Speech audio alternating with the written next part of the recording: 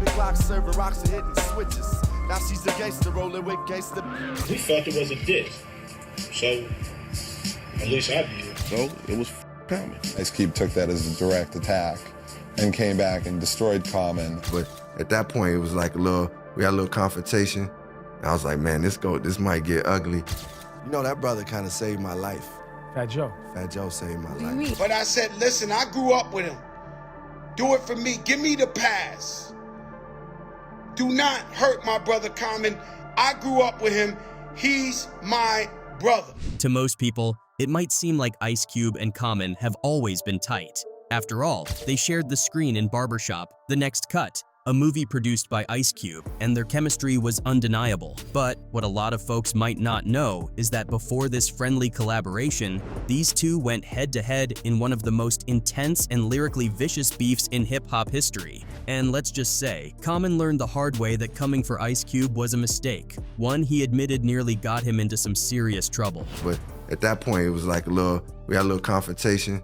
I was like, man, this might get ugly.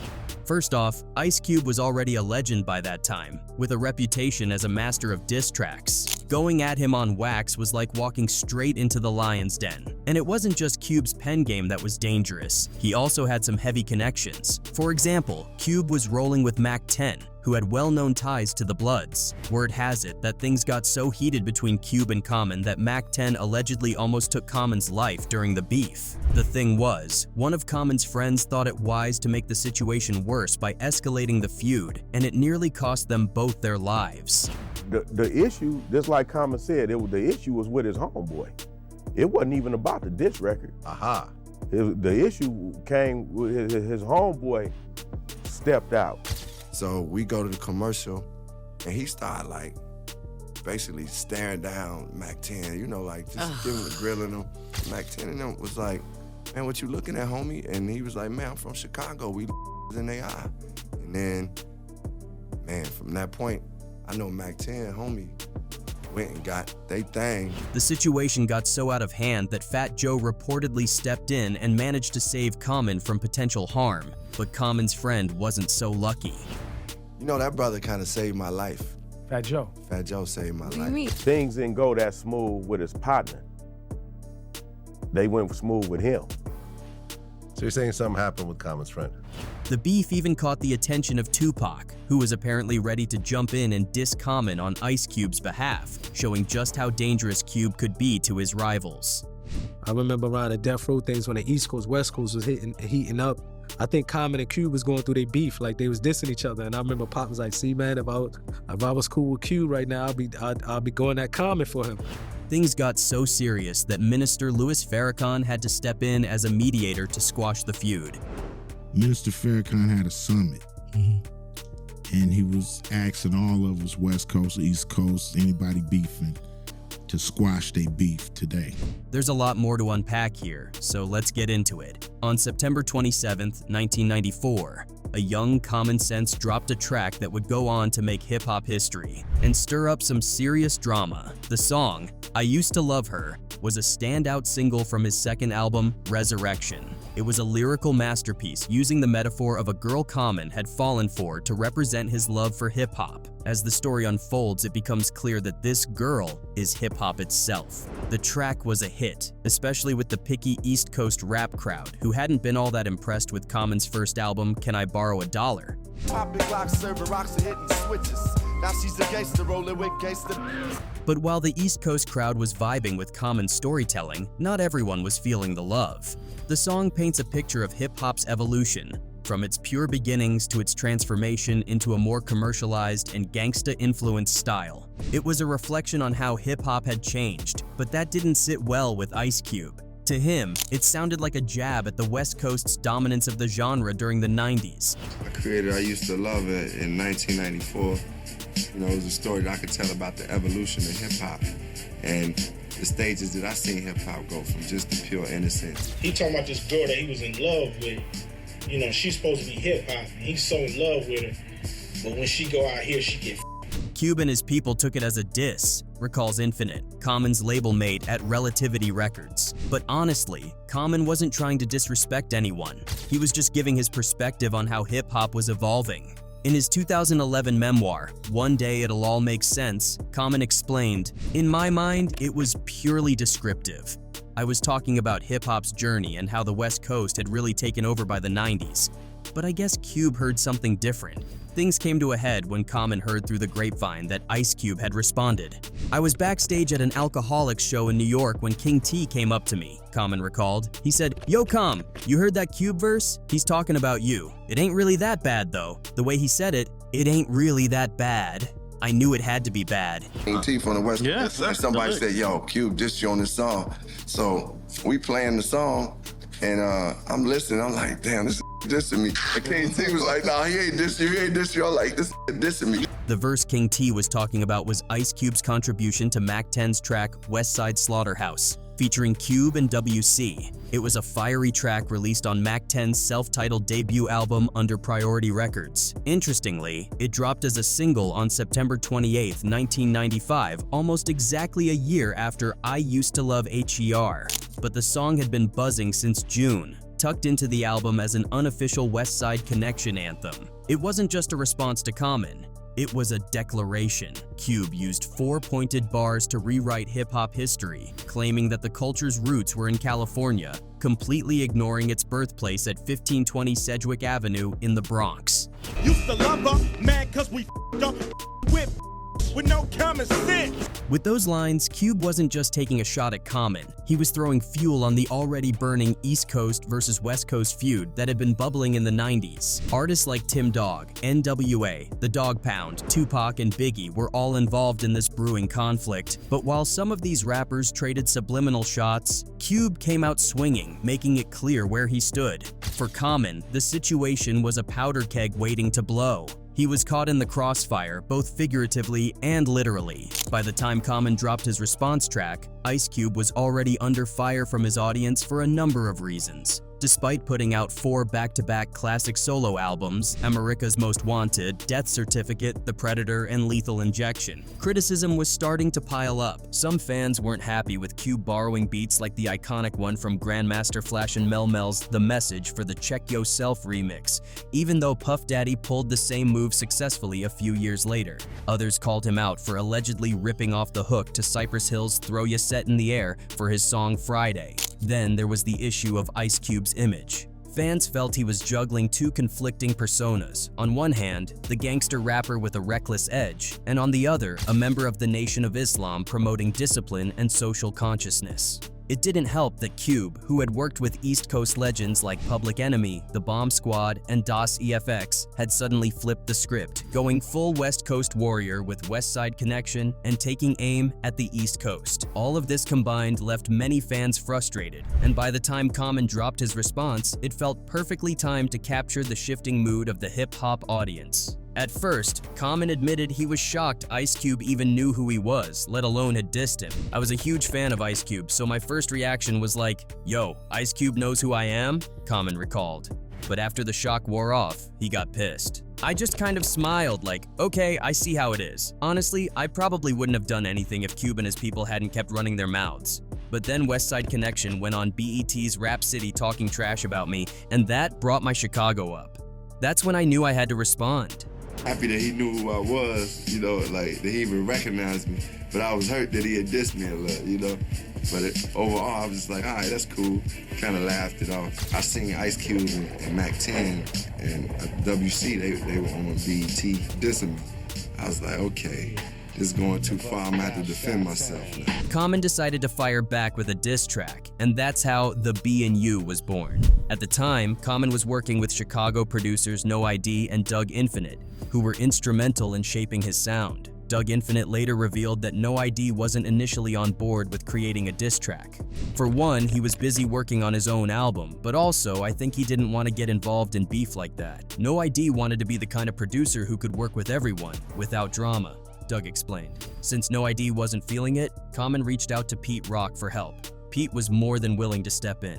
"I remember getting a call from Common, and he was really upset about being disrespected by IceCube," Pete Rock said. "I told him, if you need me, I'm here. So he came to New York and we hung out at a friend's house. I actually made the beat for the B and U right there at that house, using some records I had given him earlier. I didn't think he'd even like it. I figured I'd need to go back home to my full collection, but he loved it, and we worked on it together right then and there. Once the track was finished, it got its first spin on DJ Stretch Armstrong and Bobbito Garcia's iconic WKCR radio show in 1996. However, the version that aired was a rough demo, and it wasn't the same one that would eventually hit stores. While the first verse stayed the same, the demo version included 2 additional verses that didn't make it to the final cut. Interestingly, rumors started flying that one of those verses was aimed at Common's label mate Fat Joe, who had released the track Ish Is Real in 1993.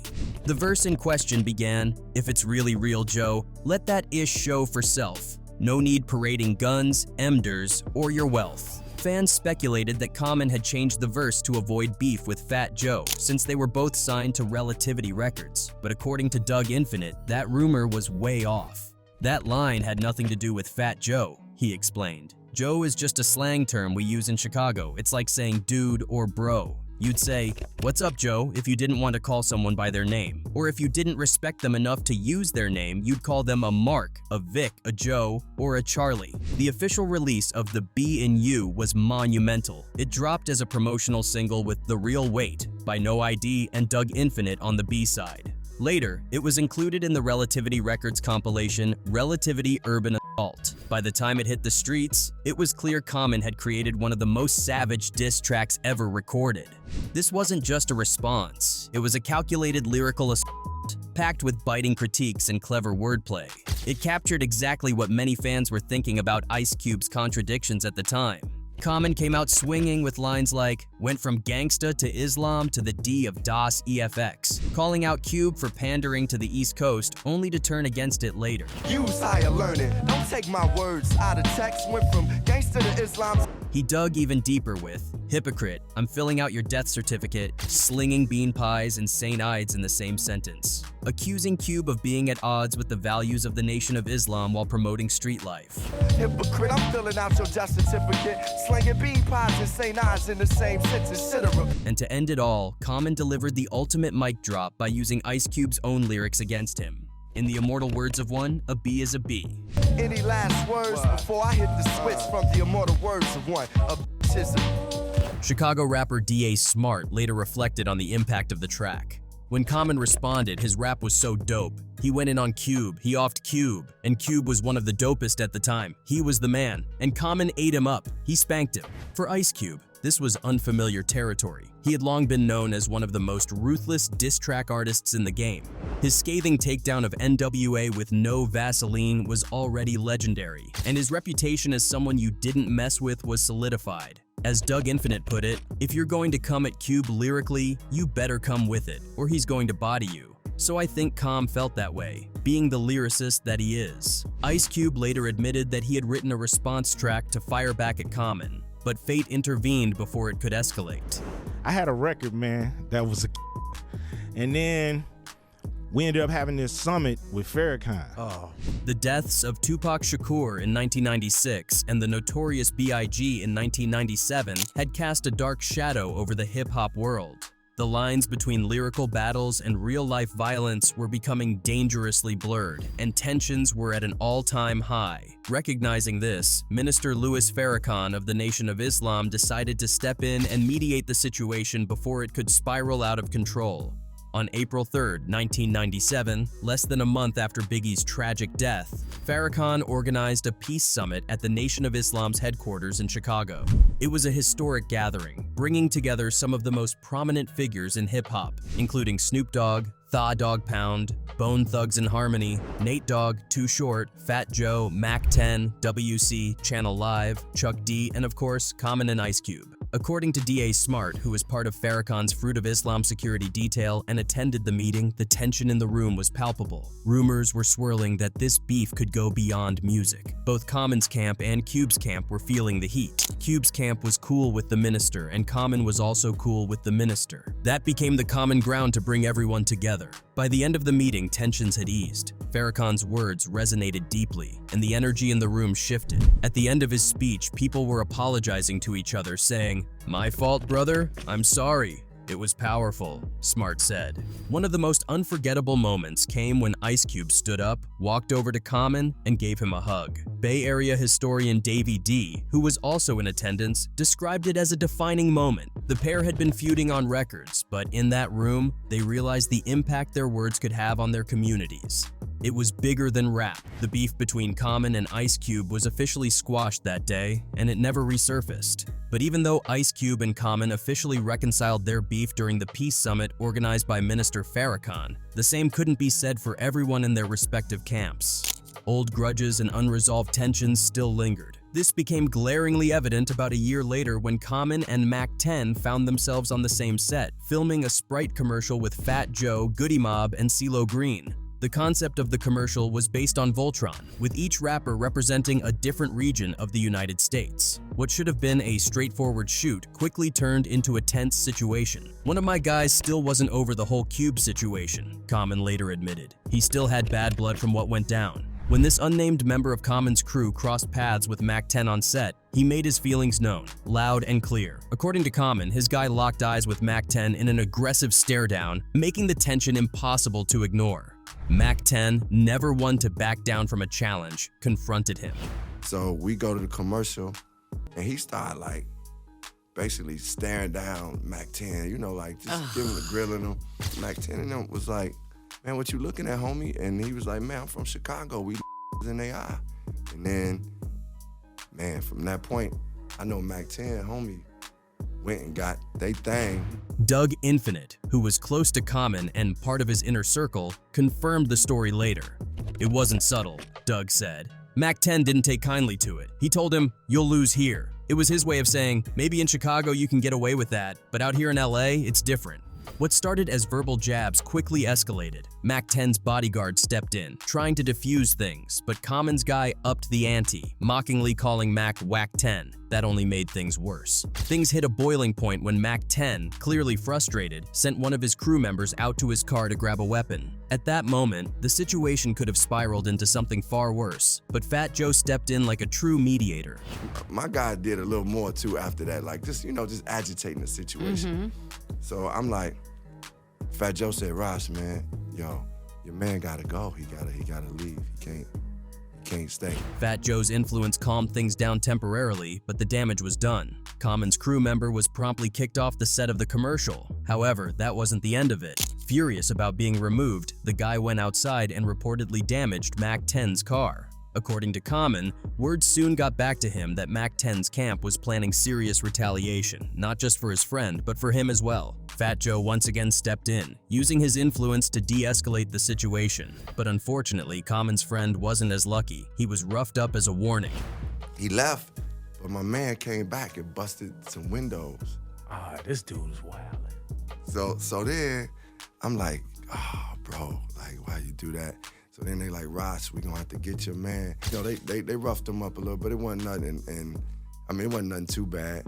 Years later, though, all of this drama became water under the bridge for Common and IceCube. The two moved past their history and even became collaborators. They appeared together in Barbershop, the next cut in 2016. As part of the movie's soundtrack, they teamed up for a track titled Real People, which directly referenced their earlier feud and the eventual reconciliation. The two also joined forces on a VH1 special in 2016 that focused on the gang violence epidemic in Chicago.